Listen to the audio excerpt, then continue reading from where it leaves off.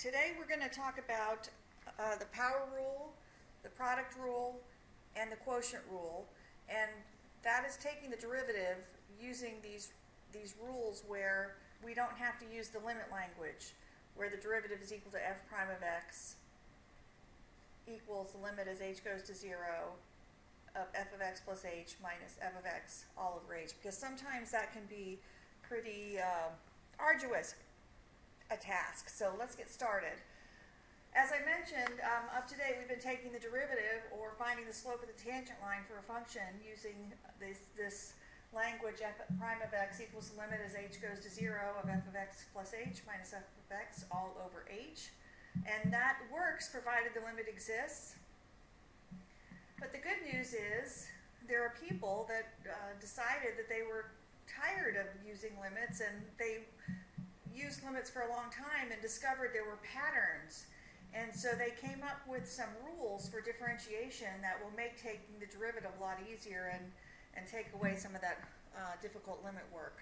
So let's get started. And obviously the first rule that's the easiest to employ is the derivative of a constant. So let's say we have a function that is y equals c, and we want to find its derivative. Well, up till now we were doing the derivative as the limit as h goes to 0 of f of x plus h minus f of x all over h. And then using our function here to actually calculate the derivative, we can say the limit as h goes to 0 of, well, we're going to take x plus h and stick it in our function, but there is no place to stick x plus h, so that's just going to be the numerator c minus f of x, which is c, all over h. And hopefully you can see very quickly that that's going to be, the limit is 0. And if you think about this functionally, and I'm just going to assume that c is a positive number, we can say our line is y equals c, or our function, and everybody, I hope, can see that the slope there for that function is 0. And the derivative is the slope of the tangent line, but it's also the instantaneous rate of change of your function. And if you are a constant, you are not changing, so your rate of change is 0. So that's good news, the rate of change of a constant. So we've learned one rule. So if you have a function that's y equals c, its derivative, or its rate of change, or its slope of the tangent line is 0. And that's the derivative of a constant. Well, in life and in calculus, of course, things are not as simple as always being constant. The one sure thing about life is the thing that is constant is change. So here we go. We're going to derive the equation, or the rule for the power rule. I have put Pascal's triangle up here because when I try to teach this concept, I like to start off and do a couple of examples, like y equals x, and then y equals x squared, and y equals x cubed, and hopefully then we'll begin to see a pattern. So let's find the derivative of y equals x, and that would be the limit then as h goes to 0 of x plus h, I'm not going to put the rule down this time, minus x all over h. And then we can simplify and get the limit as h goes to 0 of h over h, and that's just 1. So the derivative of x is 1. All right, we can do the same thing now with y equals x squared, and that derivative is going to be the limit as h goes to 0 of x plus h quantity squared minus x squared all over h. And then we need to use Pascal, the coefficients for this binomial squared is going to be from row 2, so it's going to be 1, 2, 1, and we can say then that's x squared plus 2xh plus h squared minus x squared all over h. Simplifying the numerator, we can cancel out the x squareds, they go away, and factor out an h, and we're left with 2x plus h all over h. Then we can cancel out the h, and we get the limit as h goes to 0 is 2x. So the derivative of x squared is 2x. Let's do another one. Let's see if we can get the pattern going here. Let's try y equals x cubed. Well, that derivative is going to be the limit as h goes to 0. Sorry about that. It's 7:40. We should hear a bell in about 5 more minutes, so maybe I can go faster.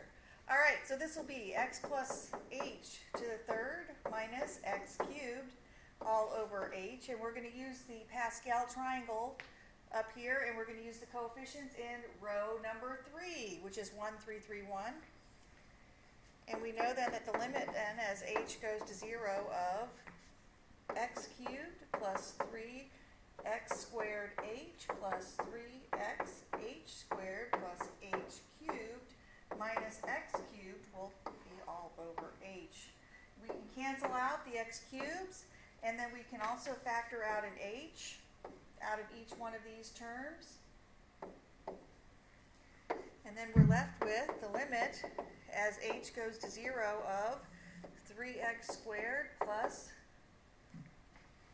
3xh plus h squared. And now we can let h go to 0 because we don't have a domain problem, and we get 3x squared. All right, a couple more. And I think the row for 4 is 1, 4, 6, 4, 1. So let's do that one. Let's say y equals x to the 4th. And I'm hoping you're beginning to see why this limit work got a little bit arduous or difficult for folks. They didn't want to have to do this all the time. The limit, as they didn't have PlayStation, Xbox, television, Netflix, you name it, to be distracted, and all they could think about all day long was calculus. What a cool environment that would be. Oh, well, I digress. Here we go. The limit as h goes to 0 of x plus h to the 4th minus x to the 4th all over h. So y prime is equal to the limit as h goes to 0 of x to the 4th. Remember, it's 1, 4, 6, 4, 1. X to the 4th plus 4x cubed h plus 6. Got carried away before. 6x squared h squared plus 4x h cubed plus h to the 4th minus x to the 4th all over h. We can cancel out the x to the 4ths, and then we can eliminate an h from each one of the remaining terms. And then we're left with y prime equals the limit as h goes to 0 of 4x to the 3rd plus 6x squared h plus 4x h squared plus h cubed. And then if you let h go to 0, you'll see that y prime is just going to be 4x cubed. So let's summarize over here on the right.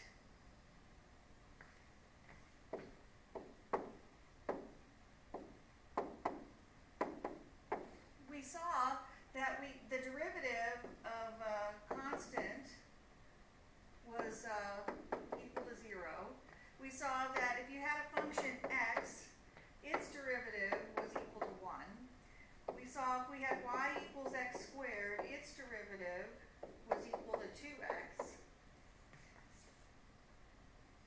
We just also saw that y equals x cubed has a derivative of 3x squared. And y equals x to the 4th has a derivative of 4x cubed. And I'm sure that all of you could extrapolate with me and say, if you knew that y equals x to the 5th, that the derivative would be 5x to the 4th, and so on. And then if I was going to take the leap and say y equals x to the n, you could say that the derivative would be nx to the n minus 1, because it looks like we're taking the power, putting it down in front, and multiplying it, and then lowering the power 1. Indeed we are, and so this is the power rule.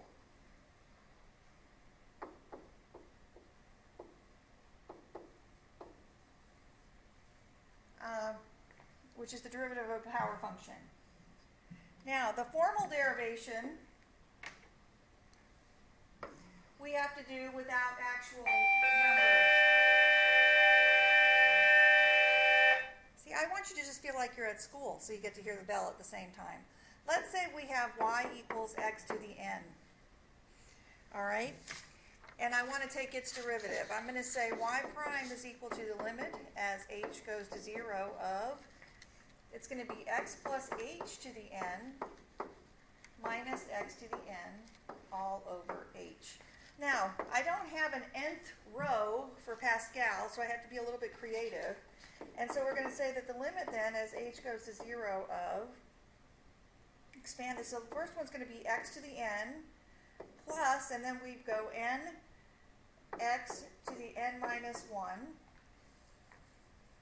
h plus, and then the next coefficient is a little bit tricky. You use the binomial theorem for this, but I don't have time to explain that on this video. And we're going to lower the power, right? Because that's how Pascal's triangle works. So it's going to be x to the n minus 2 h squared, and I'm going to go plus dot dot dot, and the very last one we know is going to be h to the n minus x to the n. So we're doing this generically. All right, and now, just like in the previous examples, we can cancel out the x to the n term, and then we can factor out an h out of every term that's remaining. And so I cancel the h in the denominator, h here, this becomes h to the first, this becomes h to the, n minus 1, right? And then we can rewrite our statement as the limit as h goes to 0 of nx to the n minus 1 plus n times n minus 1 over 2 x to the n minus 2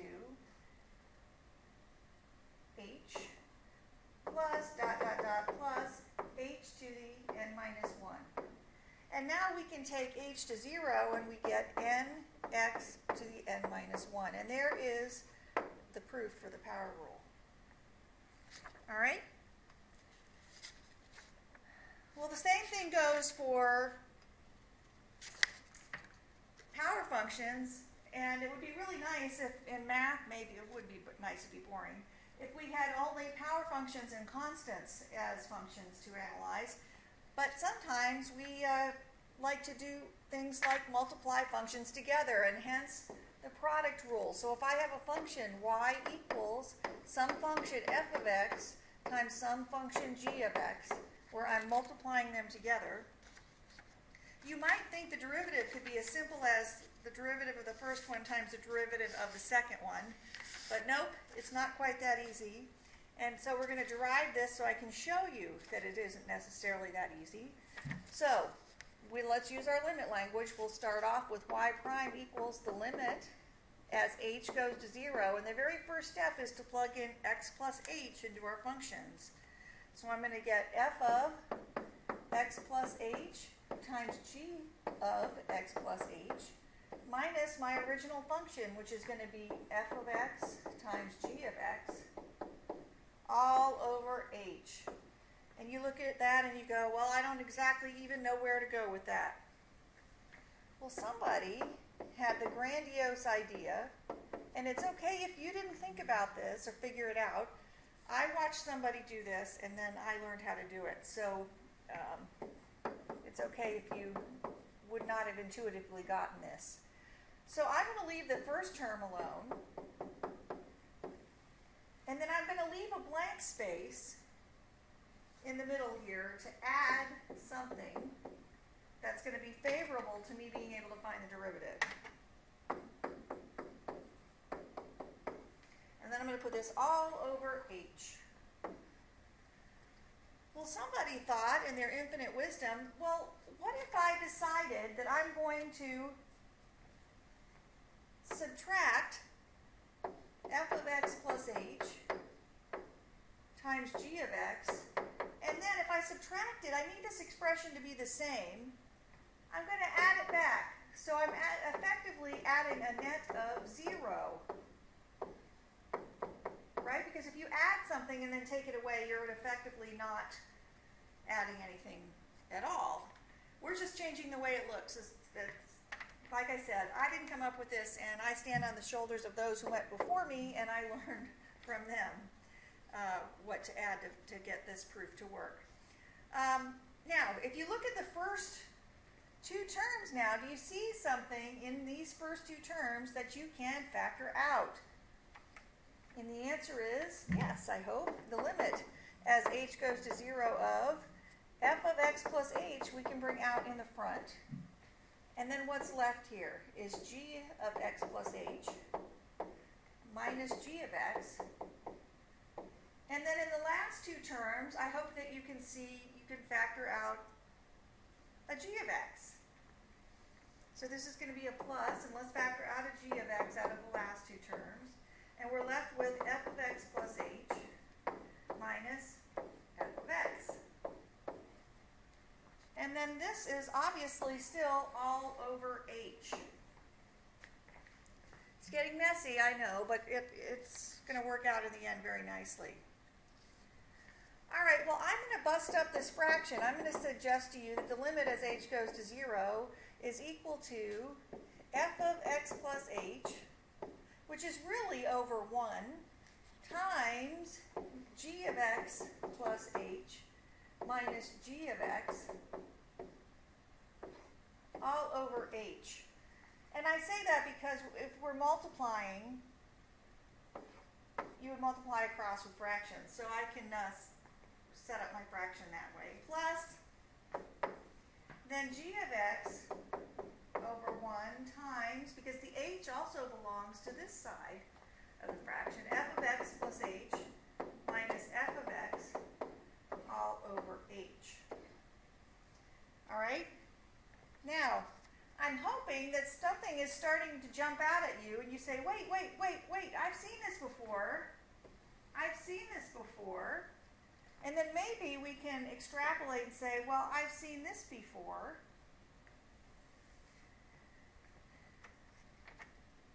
And actually what that is, if you think about it, is f prime of x. And this is, over here on the left, g prime of x, because as you take the limit as h goes to 0, this is nothing but the derivative of g in the second expression.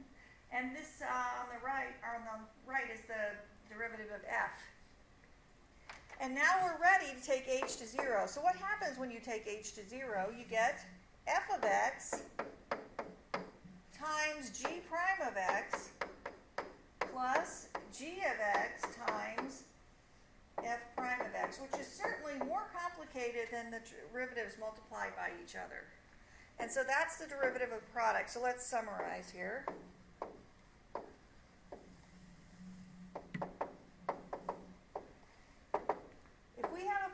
That is a product of two functions, f times g. Its derivative is equal to the first function times the derivative of the second, plus the second function times the derivative of the first. As simple as that. And we call that the product rule. The derivative of a product. And we'll do some examples later on in this discussion that we're having. Okay, so that's the product rule. Now, the quotient rule. Also a little bit more complicated than just the derivative of the numerator over the derivative of the denominator. So this is going to be two functions that you are dividing here, and provided that g of x is not equal to 0, obviously, because that's the denominator. So what is y prime going to equal here? Well, it's going to be the limit as h goes to 0 of f of x plus h over g of x plus h minus f of x over g of x all over h. And remember, when we were first learning limits, I told you that when you have double-decker fractions, we can pull the 1 over h out in front. to alleviate any stress that might cause you.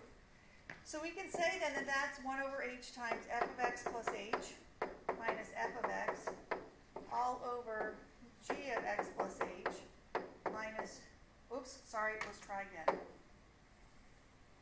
Let's try again. Roll back the tape. Oh, wait, I can't. All right, I'm sorry. That's going to be f of x plus h over g of x plus h minus f of x over g of x. My brain was already finding the common denominator here because that's what we need to do. So let's find the common denominator. That'll be the limit as h goes to 0 of 1 over h times. Now the common denominator is obviously going to be g of x plus h times g of x. And I'm going to do the same magic trick. So I'm going to put a very long numerator there, g of x plus h, by adding and subtracting and netting out a 0 to help us figure out what the plan is here. So in the numerator, I have to multiply the f of x plus h times the g of x, and I'm going to leave a space to add and subtract something, and then what do I have to multiply the f of x by? Well, that's nothing but the g of x plus h, right? Because I have to find a common denominator. Now, somebody also thought similarly, what if I add and subtract something that will help me figure out how to find this limit? And the magical term that they added and subtracted was minus f of x, g of x, plus f of x, g of x.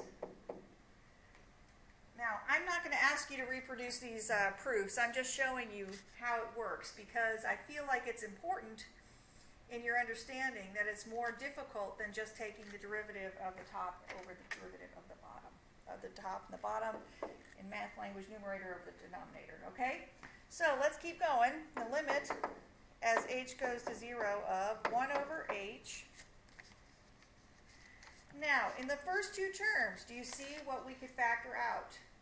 You see that we can factor out a g of x here in these two terms, and then we can factor out an f of x in the last two terms. So that's what we're going to do. We're going to say g of x times f of x plus h minus f of x minus, we're going to factor out a g of x over here. Oh, no, I'm sorry, f of x, forgive me. Minus f of x. And then what's left here is going to be a g of x plus h, because I factored out a negative, because I want to have the g of x plus h first, because it's going to match my derivative language. And then minus g of x all over g of x plus h times g of x. Gosh, you know you're in AP Calculus when there are more letters on the board than numbers. And in fact, I think I can tell you that there, in the screen that you're viewing, we have only 2 numbers and all the rest are letters. So that's pretty neat. All right, so now I'm going to take that 1 over h and I'm going to put it in that big bracket expression there in a favorable spot to me. So I'm going to put my big bracket here, and I'm going to say that this is equal to g of x times f of x plus h minus f of x all over h minus, I'm distributing it on the numerator here, f of x times g of x plus h minus g of x all over h, all divided by g of x plus h times g of x. Now, hopefully you're starting to see something materialize here. This is looking like f prime, doesn't it? And this one is starting to look like g prime, if you remember the definition of the derivative. All right, now, we can say then the limit as h goes to 0, but let's take h to 0, and what is the derivative going to be then? Well, as h goes to 0, this first term up here, the g of x, doesn't have an h, so it's going to go g of x. And then the limit as h goes to 0 here is f prime of x. It's the next term, because that's equal to f prime of x. Minus f of x, and then the limit as g of x plus h minus g of x all over h goes to 0 is g prime of x. All over, well, guess what the bottom is if h goes to 0? It's going to be g of x quantity squared, right? Because it will have g of x times g of x in the denominator. Now that is a whole heck of a lot more complicated than just the derivative of the top over the derivative of the bottom. I've got my pointer on here. I want to group these all together and be able to move it, because I want to summarize really quickly that y equals f of x over g of x. Now that is a lot to memorize, I think. When the derivative of f of x over g of x is equal to g of x times the derivative of f of x minus f of x times the derivative of g of x all over g of x quantity squared. Wow. Well, I learned from my teacher long ago, and you know always to beware when I say that. And she came up with this expression because there was this candy called ho-hos, or not candy. I'm going to look it up because I can. And I'm on a video.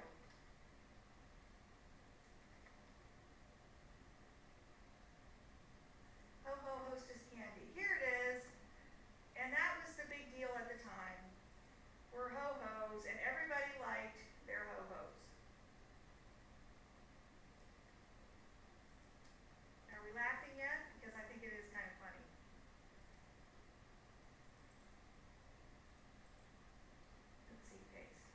Just to remember what that looks like and make us all hungry as we decide to do this.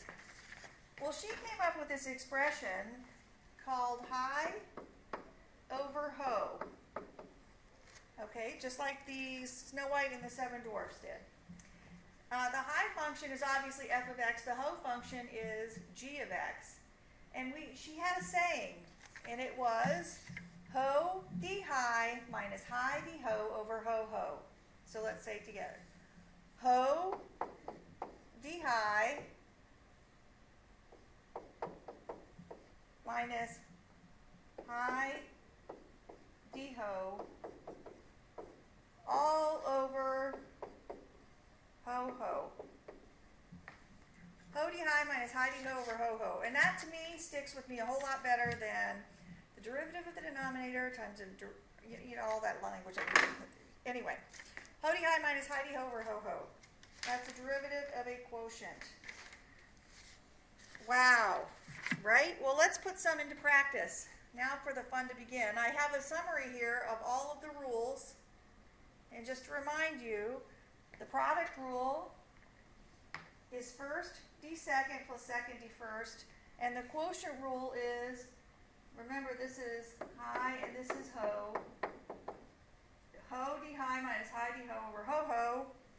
And then let's practice first with the power rule. So the derivative of x is going to be power down. Well, the power on x is 1. Lower the power 1 is 0. So anything to the 0 power is 1. So this is 1. Y prime here is going to be 2/5 x to the 0. And it has a constant with it, so the derivative of the constant is 0.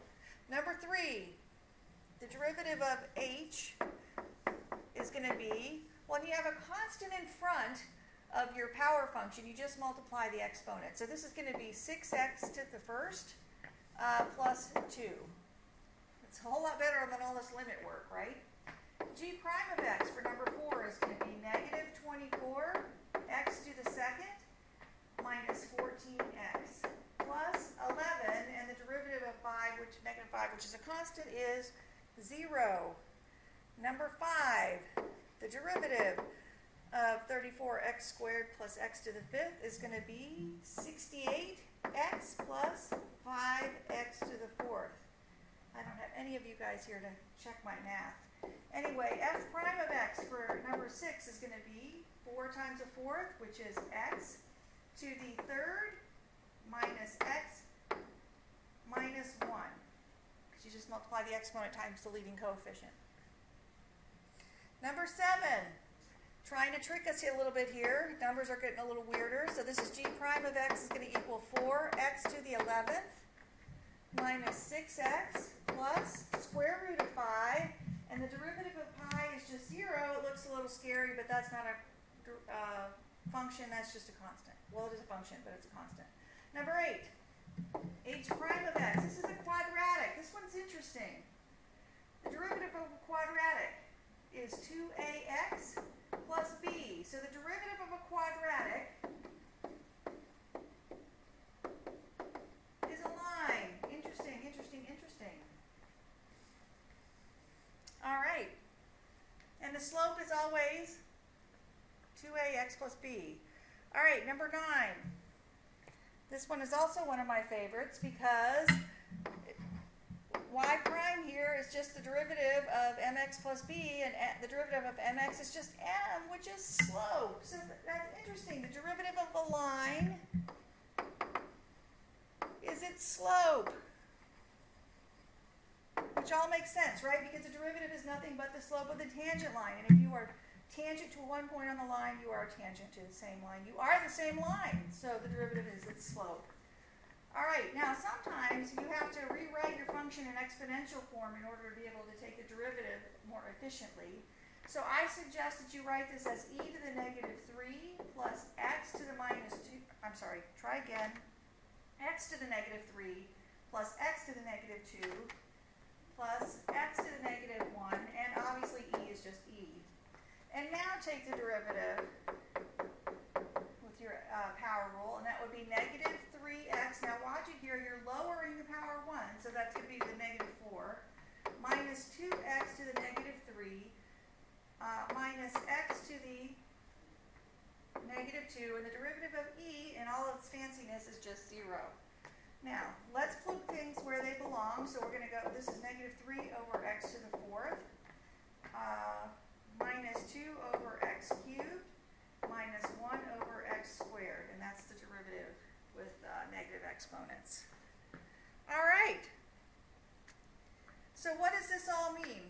This means we have a shortcut. In order to take the derivative, we don't have to use limit language. So I need a slope and I need a point. Right? So we're going to find y prime here, which is 2x minus 3. And they want us to find y prime of 1. Well, that means I just put the 1 in, the derivative, and I get 2 times 1 minus 3, which is negative 1. So what does that mean? That means the slope, this is the slope of the tangent line to f of x at x equals 1. Okay, so what I'm going to do is graph the function. We need a point, right? The point's going to be 1 comma 1 minus 3 is negative 2, negative 2 plus 1 is negative 1. And so let's graph it on Desmos.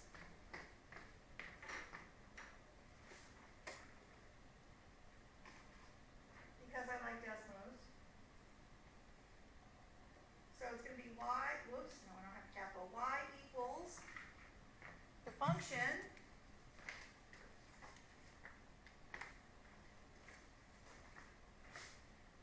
which is x to the second minus 3x plus 1. There's our function. And we want the slope of the tangent line at 1, negative 1. And the tangent line then is going to be y plus 1 equals the slope, which was negative 1, times x minus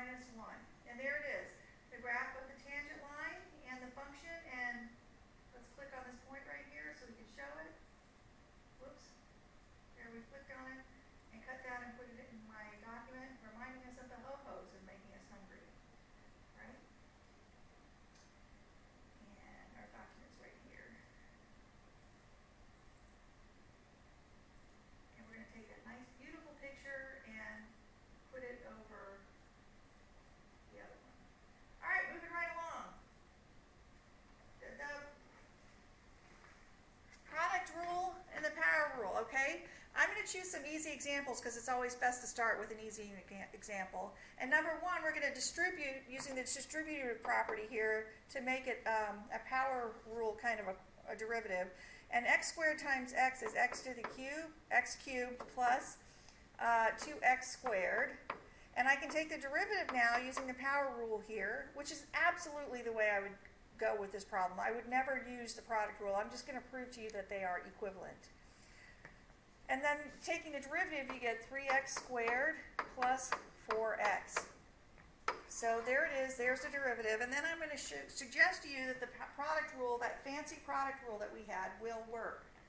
So what is our first function? Well, it's x squared, and our second function is x plus 2. And remember that the power rule, the product rule is if you have y equals f times g, y prime is first d second plus second d first. Okay, so that's what we're going to do. We're going to say y prime equals the first function multiplied by the derivative of the second. Well, the derivative of the second is the derivative of x, which is 1, plus the derivative of 2, which is 0. So that's x squared times 1 plus the second. I copy the second one, and then I take the derivative of the first, which is 2x.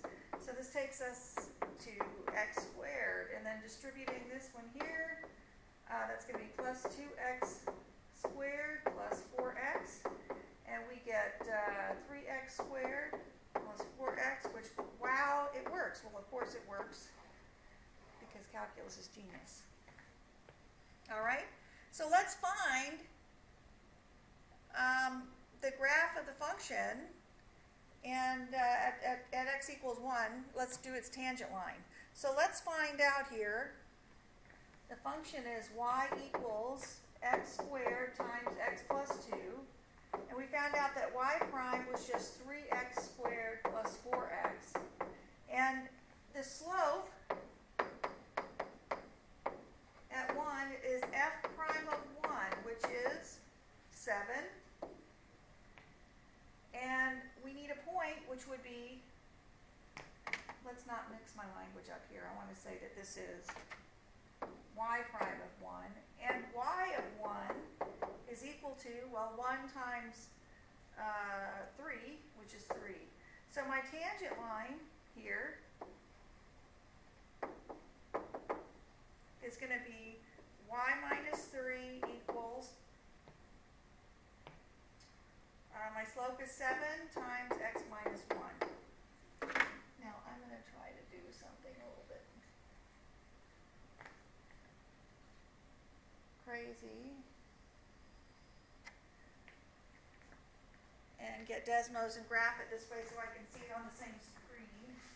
All right, so let's not use the pen, let's use the pointer. Interesting. That's not working. Fascinating. All right, well, here we go. Oh, I see why it's not working. I'm not in Desmos. There we go. Now we're in Desmos. All right, so we get y equals x to the second times x plus 2. That's my function. And I want the slope at 1, 3 is my point. And our tangent line we said was y minus 3 equals 7 times x minus 1.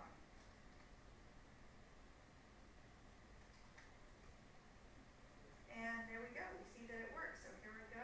We're going to get my snipping tool. Now correct. Get a new one. And there's my graph. And I'm going to paste. And it's going to be ginormous. And we're going to make it smaller. And there it is. There's our graph. And we can see that it works. All right, moving right along. Let's do another example really quickly.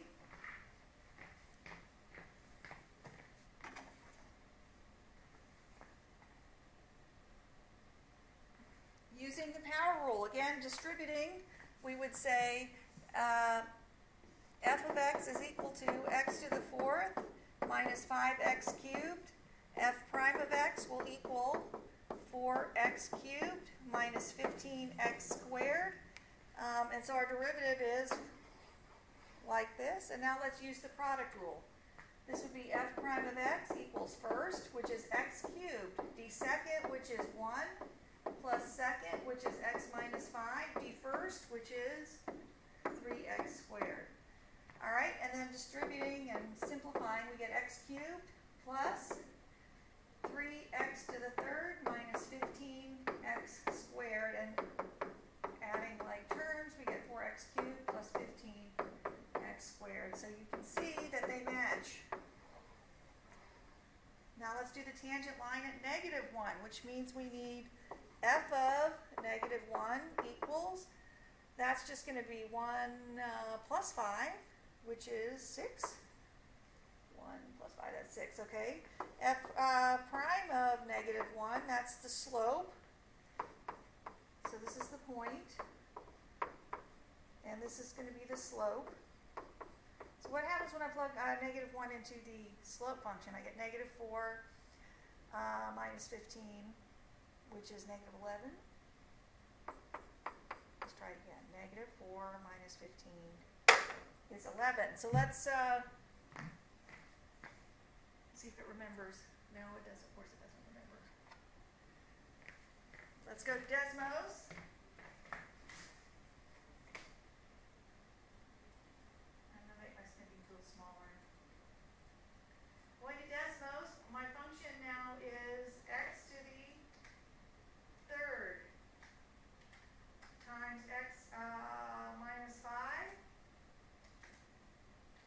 And my point's going to be negative 1, comma 6. And good news is that's on my function. And my tangent line is going to be y minus 6. The slope is negative 11 times x plus 1. And there it is. It works again. So that's really nice.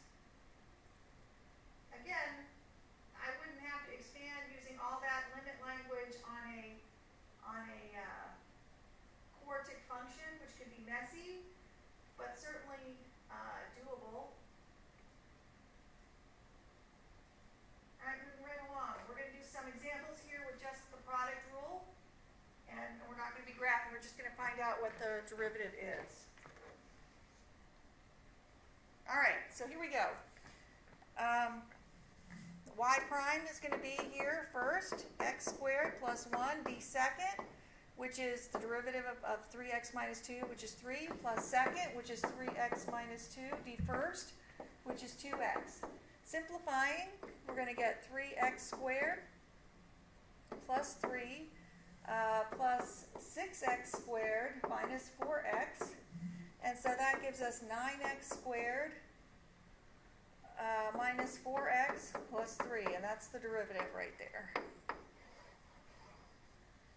All right, next one.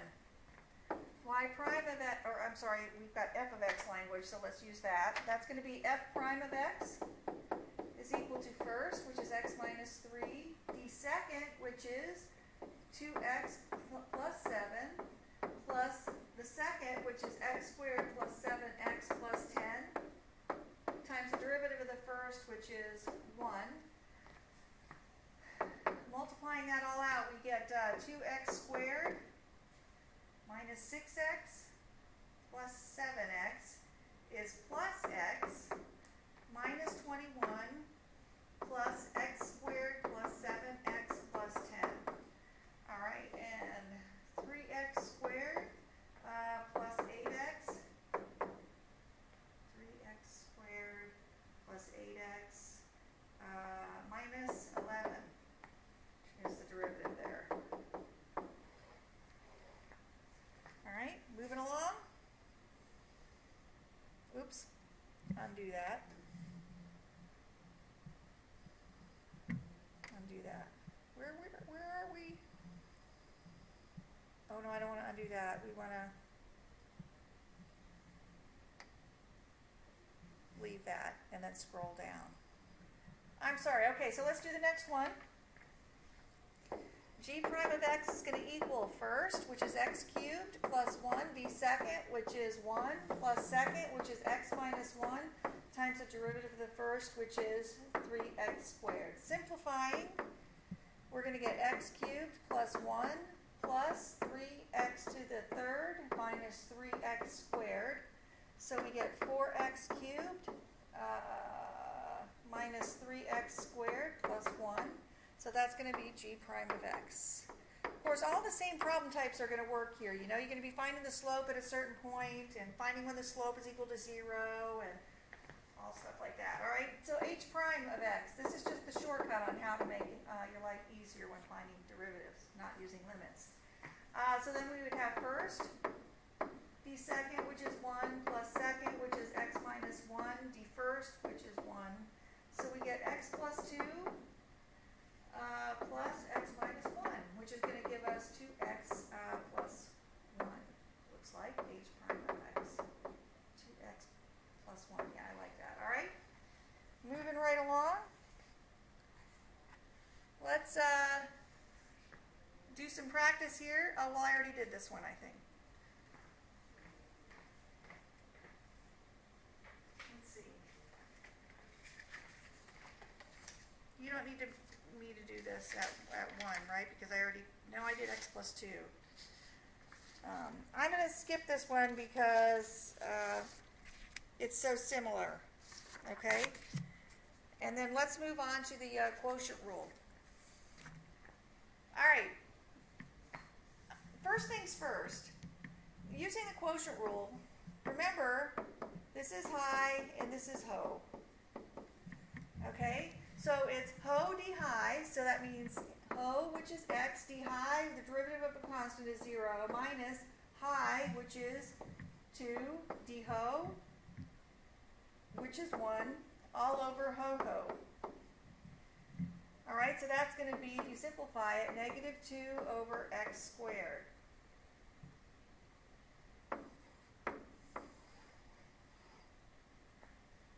All right, number 2. Remember, this is high and this is ho. So f prime of x is going to be ho, which is x squared, d high, which is 0, minus high, d ho, which is 2x, all over x squared squared, which is x to the 4th, which is going to give us negative 8x over x to the 4th, which I can reduce to negative 8 over x cubed. Okay, now, when you have a constant over a power function, I certainly wouldn't use the quotient rule here, but I'm just showing you that the quotient rule works. I would rewrite these with negative exponents. So the first one we have is y equals 2 over x. That's equal to 2x to the minus 1. This is the only way to go, is the power rule. So y prime here is going to be negative 2x to the minus 2. And, you know, bringing down the power, lowering the power 1. And this is going to be negative 2 over x squared, which is much simpler than using the quotient rule. And in the second one up here, we had 4 over x squared. I would rewrite this as 4x to the minus 2. And f prime of x here is going to be negative 8x to the minus 3, and rewriting it and putting things where they belong, negative 8 over x cubed. In my opinion, when you have a constant over a power function, the only way to go is to rewrite it with negative exponents.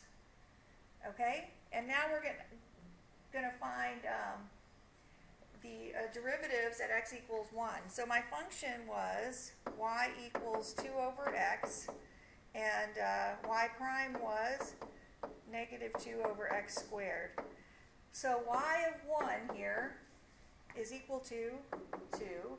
Y prime of 1 is equal to negative 2. So my tangent line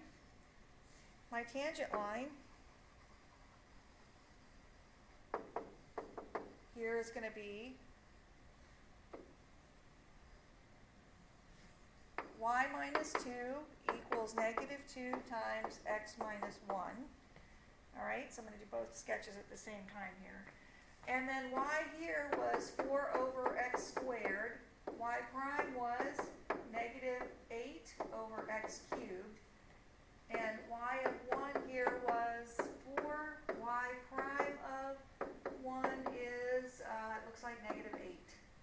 so my tangent line here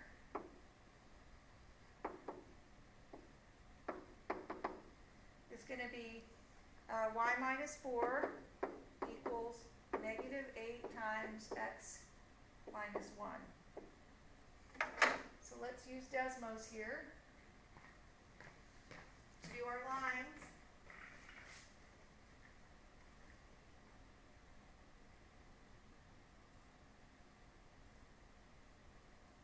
So we have y equals 2 divided by x, and our point is going to be 1, comma 2, and our tangent line is going to be y minus 2 equals negative 2 x minus 1.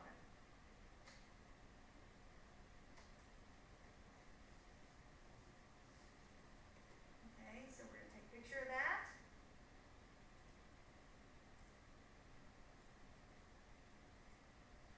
Paste it in our document, making it much smaller. Making it a little bigger. So that works. And then the next one, graphing it, will be 4 divided by x to the second. And our point is going to be 1, 4. And then so we're going to have y minus 4 equals the slope, which is negative 8. And there it works on that one too, which is pretty cool.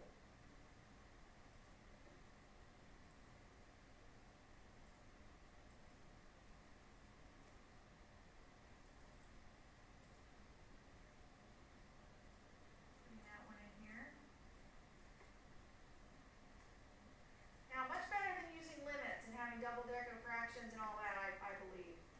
All right, let's do one that's a little bit more difficult, where we have a rational here. And first of all, we got to graph f of x. And I'm going to do this by hand because I would expect that you could graph by hand here. My horizontal asymptote is at y equals 2 because the numerator and the denominator are for the same degree. I have a vertical asymptote at negative 6. 1, 2, 3, 4, 5, 6 right here. And my x or my y-intercept is going to be when x is 0, so that's 0, 2/3. 0, 2/3, maybe right about there. I'm going to graph it like this with the black one. Okay, and then my 0 on top is going to be at negative 2.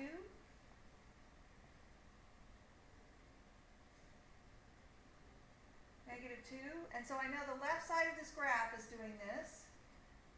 And let's see, the right side, let's plug in 1, 2, 3, 4, 5, 6, 7, 7. Negative 7. I'm going to get negative 14 plus 4, which is negative 10 over, try again.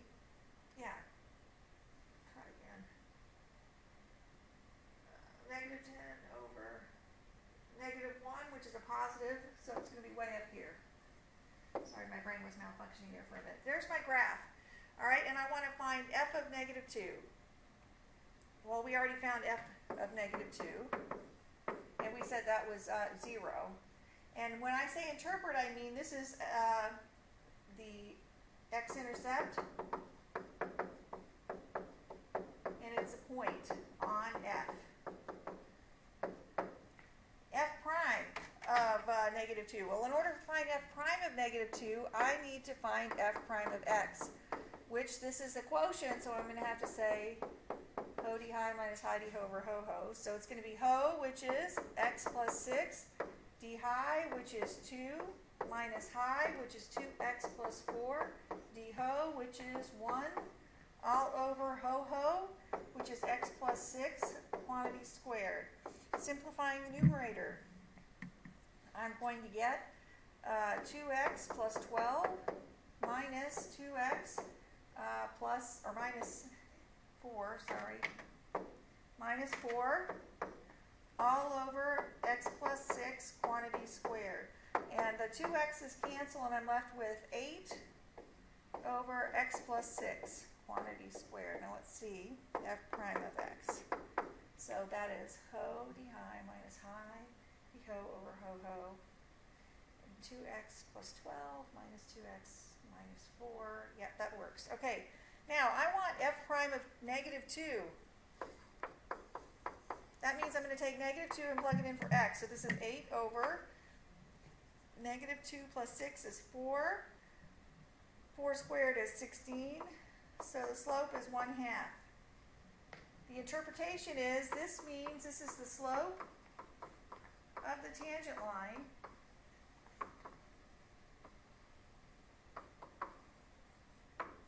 to f at x equals negative 2. And it's also the instantaneous rate of change of that function at negative 2, right? So the tangent line, let's write the equation. That's going to be y. My point was 0, so y equals the slope, which is negative 2, times x plus 2. All right, now I'm going to graph that. So I'm going to write this in point slope form. Well, sorry, what's the point? I'm going to leave it in point slope. I'm going to start at my point of tangency here, and I'm going to use yellow, and then I'm going to use my slope to move. So I have a negative, whoops, the slope is not negative. Excuse me, the slope is 1/2. Duh. All right, so I'm going to use my slope to move. So I'm going to go up 1 to the right 2, up 1 to the right 2. There's my tangent line. And so you see it works. Even when we do it without Desmos, you can do it by hand. All right. Moving right along. Differentiate is the verb meaning to take the derivative. So we're going to use the quotient rule, and this is high, and this is ho. And so y prime here is going to be ho, which is 3x squared plus 1, d high, which is 1, minus high, which is x minus 2, d ho, which is 6x. So all over ho ho, which is 3x squared plus 1, quantity squared. And so then we get 3x squared plus 1 minus, and I'm going to distribute this before this is 6x squared minus 12x all over 3x squared plus 1 squared. And so this is 3x squared plus 1 minus 6x squared plus 12x all over 3x squared plus 1 quantity squared. And that's going to be negative 3x squared plus 12x all over 3x squared plus 1 quantity squared. And I don't know if factoring this is going to help us to eliminate part of the denominator, but I'm going to take out a negative 3x, and I'm left with x minus 4, so it doesn't really help me. Except, you know, it tells me the zeros of the derivative, which is nice. So that's f prime of x. Oh, actually y prime, I should say. Not mixing up my language. I forgot from the beginning of the page. All right. There it is. All right, find y prime for this one. Y prime is going to be, remember, high over ho is ho, which is x minus 3, d high, which is 2x, minus high, which is x squared plus 2, d ho over ho d high minus high d ho, which is 1, sorry, over x minus 3 quantity squared. So y prime here is, that's going to be 2x squared minus 6x minus x squared minus 2 all over x minus 3 quantity squared. So y prime is equal to, that's going to be x squared minus 6x minus 2, and that certainly does not factor, and so that's just y prime. So you can find the slope at any point using that. All right? Lastly, let's use the definition of the derivative here. So this is going to be y prime equals the limit as h goes to 0 of x plus h minus x all over h goes to 0 of, the x's cancel, and I'm left with h over h, which is 1. F prime of x here is going to equal the limit as h goes to 0 of 3 times x plus h, quantity squared, minus 2x plus h, minus 6 minus 3x squared minus 2x plus 6, all over h. Moving a little bit to the left here, the limit as h goes to 0 of 3 times x squared plus 2xh plus h squared minus 2x plus 2, no, minus 2h, I'm sorry, minus 2h, minus 6 minus 3x squared minus 2x plus 6 all over h equals the limit as h goes to 0 of 3x squared plus 6xh plus 3h squared minus 2x minus 2h minus 6 minus 3x squared minus 2x plus 6 all over h. What cancels? The 3x squareds? Oh wait. This should be a plus. My mistake, my mistake, my mistake. Why did I notice that? Because I need the 2x's to cancel and the 6's to cancel. And then I'm going to factor out an h out of every one of these expressions. And then I'm left with the limit as h goes to 0, sorry I missed that, of 6x plus 3h minus 2. And then that means my derivative is 6x plus minus 2. Now,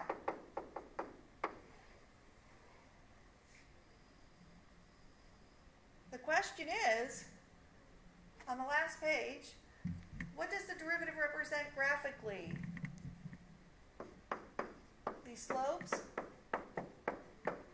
of tangent lines to f of x at given values of x.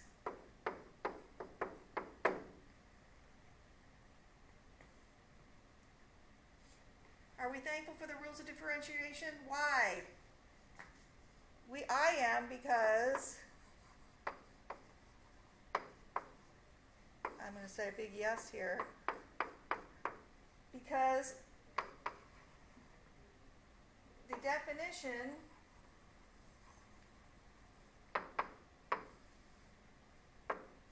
using limits